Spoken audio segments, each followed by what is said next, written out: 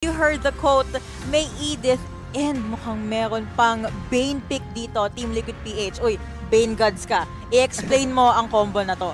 So bago to hindi pa natin nakikita si Cartesi na gumamit na mga ganyang heroes Pero sa tingin ko, gagana naman siguro to kasi nga nakikita natin si Joe na lagi siyang nauuna, so parang balak dito ni Cartesi is i-burst niya lang ng i-burst si Johet dito kasama ni Mino. Syempre, alam naman natin na si Bane is napakadaming skills niyan, tsaka yung mga normal attack pa niya is gumuguhit talaga yung damage niyan. Masakit, mahapde. Naalala ko din, parang na-rework pa si Bane ngayon, medyo pinakalma pa siya ngayon. But I think this hero is such a huge help, especially pag mga team fight, which, hello, pag dalawang PH ang magkalaban, madami talagang magandang bakbakan dyan. Now, we are just waiting sa final pick ng Falcons AP Brand. Clint about the draft, and please cast the game na. Alright, ladies and gentlemen, eto na. Thank you so much, Madam Yuko. Team Liquid PH versus Falcons AP Bren. Game number 1 of our Best of 7 series. Again, this is the grand final. Santi, game na? Game na! Game Dito na natin malalaman kung sino nga ba talaga ang makakasungkit ng kampyonato dito sa 1xBet Supernova. And may kita nyo kagad, nandiyan na yung odds. Sa mga tumalpak dyan, naku po, boss. Nako, Sobrang dikit. sa mga nakita ng video ni Santi, actually, dapat tatalpak muna eh. Kaso tinawag na agad ni Boss Broky. Oo, hindi na umabot. Okay lang. Ibabawi nyo naman eh. Ibabawi naman. Again, PH versus PH naman, Santi, so Gucci Waps pa rin. Oo, parehas naman tayong panalo dito. At ngayon, may kita natin yung sunod na pagtatapat nila at mukhang matapang naman ang pagpasok dito ng Falcons AP Bren, and that's gonna be a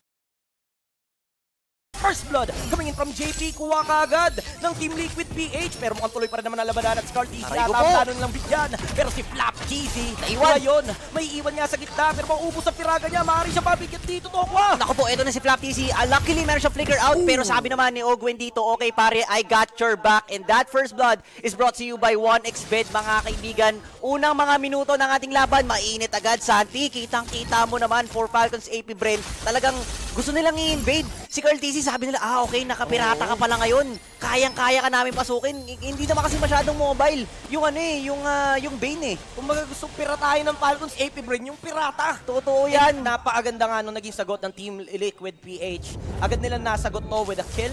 And ang laking factor nito for the early game. Yung aggression na ipinakita ng Falcons AP Bren, hindi natin yun ine-expect. Sa totoo lang, bumibuelo pa ako, kakabalik ko lang, boss eh. Boss, Nagpapainit pa eh. Boss, ramdam ko nga eh. Pero kasi, yung Falcons AP Bren, mainit na mainit sila dito. Actually, kagaling lang nila sa 3-0 sweep against Team Spirit, mga kaibigan. So, talagang ramdam mo yung gigil sa mga taga-Falcons AP Bren. Eh, nakita nga natin kanina si Flap TZ, kahit wala na siya piraga, gusto pa pumalag eh. Oo nga, gusto niya pa talagang tumuloy at nais nilang gumanti dahil nga doon sa isang kill na nakuha ng Team Liquid PH. Pero surprisingly, binigay ng Team Liquid PH yung pagong. Koko, ano nangyari doon? Nako, kasi yung positioning kasi talaga ng FCAP, sobrang lupit na. Pero teka lang, mga kaibigan kasi sumanib na si Sanji sa alien niya, kaso sabi ng Team Liquid PH, okay, kalmalicious lang tayo, Kyle TZ, medyo malapalos yan eh. Mahirap hulihin talaga yung Julian. Madulas at hindi talaga basta-basta.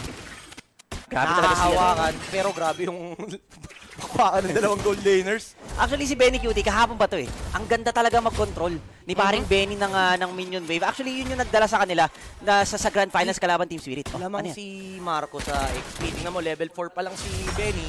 Ay. Si Marco, mukhang naka-freeze ata ng onte. Parang isang minion o dalawang minion ang na-miss dito ni Benny Cutie. And I think medyo malaking factor to pagdating doon sa mga upcoming team fights. Kasi pag sumama tong dalawang gold laners na to, mas malaki yung maiaambag ni Super Marco. Totoo yan, men. Pero ngayon, under 3 minutes still. Wala pa rin naman masyadong action after nung mga kaganapan kanina. Naghahanap pa rin actually yung Team Liquid ngayon ng opening para makaganti na sa first blood na ginawa ng Falcons AP Bren. Medyo kalmalicious lang tayo. Rotation ng ginagawa nila Ogwen. Rotations lang yung ginagawa nila Daddy JP. Wala pang masyadong action. Gusto nila safe lang din eh. Kasi kung papansinin natin to, ay, boss, ayaw talaga tayong ayaw tayong bigyan ng teka chance lang, mag-usap. si Pew, JP, grabe naman. Ay, naku, boss. Yung pailaw ni Pew ang magbibigay sa kanila ng liwanag for their first kill.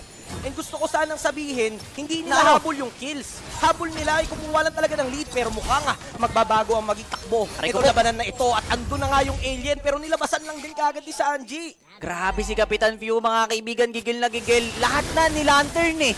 Gustong sungkitin lahat ng mga taga-Team Liquid PH, ladies and gentlemen. Now, ang ganda ng positioning actually ni Flap tsaka ni Ogwen. Nandun din naman si Carl TZ, same goes with Daddy JP. Kaso sabi ni Flap, okay, hindi nyo pwedeng guluhin. Si Carl TZ namin, oh, pero teka lang, si Sanford sa may likuran. Naku po, meron pa yung Primal Rat, kaso hindi niya na mailalapag yan, mga kaibigan. Now, Carl TZ takes the kill. And I think kailangan muna mag-reset ng Falcons AP Bren. At pag-reset nila, sabi ng Team Liquid PH, okay, kami naman. Isipin mo yun, no? Kulang na sila ng isang miyembro, pero sila pa magkukuha lahat ng turtle. That is gonna be a retry secure coming from Carl TZ. At hindi na naman papayag ang Falcons AP Bren. Basta Ay, si sila ng Sanji! pagong. Buhay ang kapalit ng pagkuha ng Liquid and Falcons AP Bren. Tuloy ang pamamayagpag pagdating doon sa lead. Grabe, sabi ng Team Liquid PH, boss, pakuha lang ng turtle. Pero tinao-tao ng Falcons AP Bren. Ang hirap actually ng palagan dito, Santi. Sabi kasi ng FCAP, okay, sige. Medyo nabigyan si Caltizi nung early rounds doon sa ating turtle. So, kailangan niya mag-reset. Pero, okay, sabi ng Falcons sa AP Bren naman, sige, bigay namin sa inyo yung turtle. Tapos, tao-tao na lang kami. Ulo-ulo lang. Ulo-ulo lang, wag kasama katawan. Boss, ito na ata yung tinatawag na momentum na meron ang Falcons sa AP Bren. At matutuluyan pa nga dito si Daddy JP. Na under the turret, isipin mo to ko kung gaano katapang yung Falcons AP Bren ngayon. Kumbaga, dalang-dala nila yung momentum mula doon sa game or series kanina, mula sa Team Spirit. Team Liquid PH, anong kailangan nilang gawin ngayon? Men, feeling ko kailangan kailangan ma-maximize na ng Team Liquid PH yung power spike ni Carl TZ dito kasi talagang yun yung pinaka nagiging yun yung pinaka nagiging sandalan ng Team Liquid PH dito. Kaso nga lang ang problema, hindi nag-work yung mga deadly cuts eh. Gawa nga ng alam ni Carl TZ, sige, kaya ko namang i-dodge yung deadly cuts mo eh. Tapos agawin yung retry, yun yung pinaka ginagawa ng Falcons AP Bren ngayon. And for Team Liquid PH naman, medyo nahihirapan din talaga si Daddy JP. Mahirap talagang pumwesto, lalo-lalo na may pagsunog yung Falcons AP Bren. Idagdag mo yung export dito ni Flap, tapos yung pitik pa. Yung pagpitik ng gatilyo ni Super Marco dito mula sa kanyang Clint, hindi nagiging enough yung time ni Daddy JP para ma-abuse yung heal na meron ng isang Mino. Kumbaga, kulang pa yung items nila dito.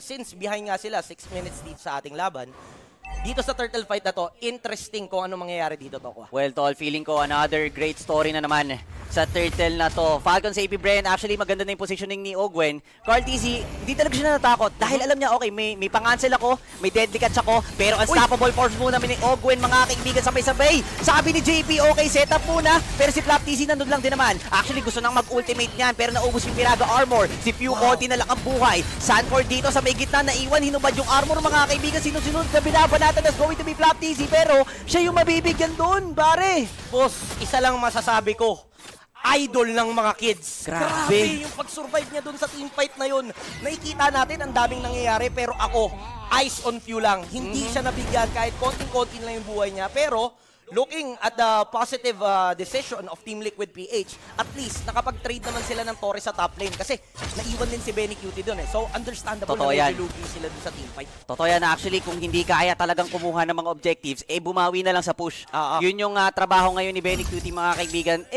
Pero kasi Santi, medyo nahihirapan din actually si Benny Cutie. Gawa nga ng, alam naman natin, carry, medyo mahirap talaga yung buhay ng carry early stages of the match. Kaya naman, kailangan niya talaga sumama sa mga team fights. At kung may mga kakaunti mga farm na naiiwan si Carl TZ dito, yun lang yung napupunta sa kanya. Pero look at Pew, look at Super Marco right now, mga kaibigan. Look at the damage na binabato talaga nila dito. Hindi nila kinakayaan si Sanji o si Daddy JP na makaposisyon talaga sa mga bush na yan. Nakakapitalize talaga ng Falcons AP Bren yung ating game number 1 dito. Imagine, 8 minutes mark, 7:1, 6 yung nilamang ng Falcons AP Bren. Medyo mahirap-hirap ngayon ang sitwasyon ng Team Liquid PH. Kung nais nilang mabaliktad to, kailangan talaga nila mag-antay. Patience is the key. Ika nga, at si Daddy JP ang magiging susi doon. Isang miracle set, maaaring nga mabaliktad to. Pero as of this very moment, nakikita natin na lahat ng jungle camp ng Team Liquid PH, talagang chinochoke ng Falcons AP Bren.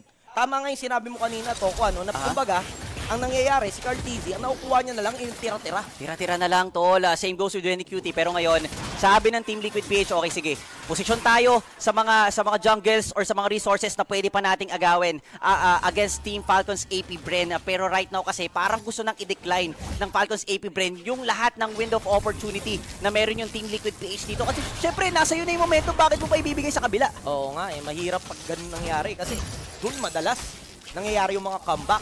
And kung ikaw yung Falcons AP Bren, game 1 ng Grand Finals, hindi mo gugustuhin magbigay ng game kasi masiswitch yung momentum hawak nyo na eh.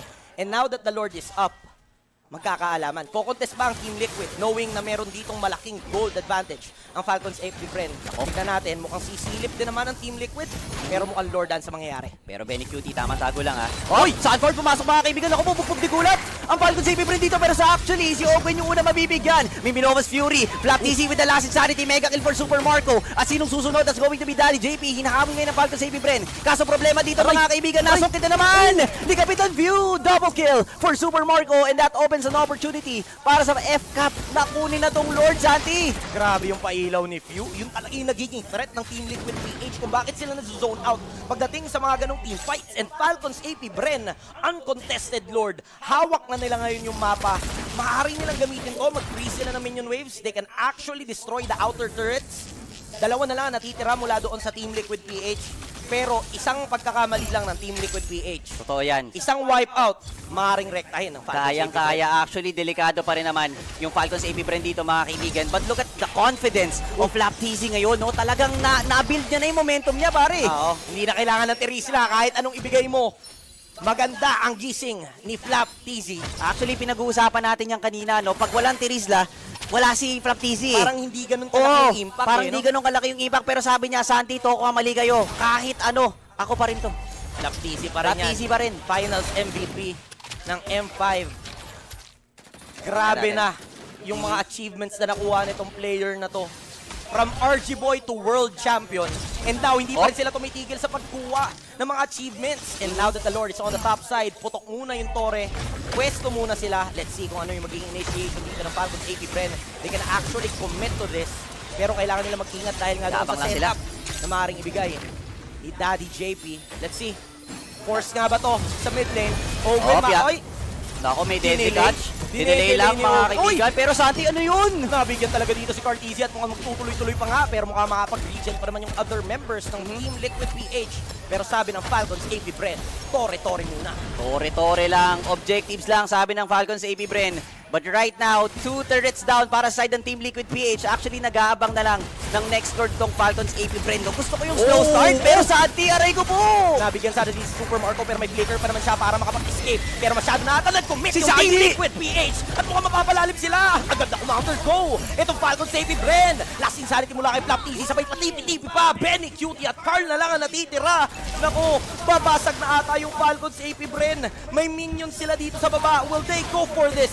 Owen! Pumasok! Ay! Abutan pa rin talaga si Benny Cutie. That is gonna be a godlike coming from Super Marco. And hindi enough yung minions. Beautiful defense mula sa Team Liquid PH. Pero kung magtutuloy-tuloy pa to, Tokwa, delikado sila ngayon. Naku, meron silang wave. Falcons AP Bren, ano kaya pwedeng mangyari? Pero sabi kasi ni Carl TC, okay lang kahit mag-push sila. May deadly catch naman eh. And actually, yun yung isa sa mga sa mga kapangyarihan ng Bane. Kaya niya talagang depensahan kahit gaano kadami because of the power spike na meron nga yung deadly catch niya dito and then yung kit din actually ng isang Bane. So, sobrang hirap din actually for Falcons AP Bren na i-penetrate din yung defenses na meron yung TLPH. Maging realistic tayo dito, Toko ah. Medyo mahirap. Actually, Totoo. sobrang hirap para sa Team Liquid PH na kumontes dito sa Lord na to. If gagawin man nilang kumontes dito, sobrang baba ng tsansa na maagaw nila. So Totoo I yan. guess, sumisilip-silip si Daddy JP, pero grabe yung pressure all lanes Grabe eh. yung pressure. Actually, All lanes si Daddy JP, takot pa yan ha. Oo. Takot pa yan pumasok. Pero teka lang, si Ogwen hindi takot. Mga kaibigan, at sino pinato? That's going to be Cal CC. Eto na si Flap CC. Pero sabi niya kay Sanford, Sanford, saan ka pupunta? Papakuntiin ko lang yung buhay mo. Pero sabi ni Saji on the other side is, okay, sige. Kalmalicious lang muna kayo, Falcons AP Bren. May Lord kayo, hindi kayo papalag. Ay boss, delikado yung pwesto ni Benny. Iilawan ba siya? Nako. Hindi alam. Ano, Hindi alam. Madilim. Hindi na ilawan ni Few, no? Pero Kinabahan yun ha. medyo delikado pa yun. Naparikol talaga agad. Ngayon na may Lord, posibleng ito yung final push kung magkamali ng depensa ang Team Liquid PH. Let's see kung ano nga ba talaga ang mangyayari dito. Sino unang mag-initiate? Naku po, nahuli ata dito pero may setup naman na gagawin dito si Daddy JP. Pero kapalit ito ang kanyang buhay at mga mabibigyan nga naman sila. Pero napakaganda ng onward. Ay si Flap suplex muna kay Flap TC at mga mabibigyan din naman si Few. Yung Lord buhay pa may minions pang natira. And that's gonna be a double kill coming in from Super Marco. It's 2 versus 4 and maaaring ito na nga ang katapusan. Ay, may Game minions! 1. Pero tinotore-tore na at Falcons AP Bren ang kukuha ng unang dugo. Grabe naman yon, Falcons AP Bren.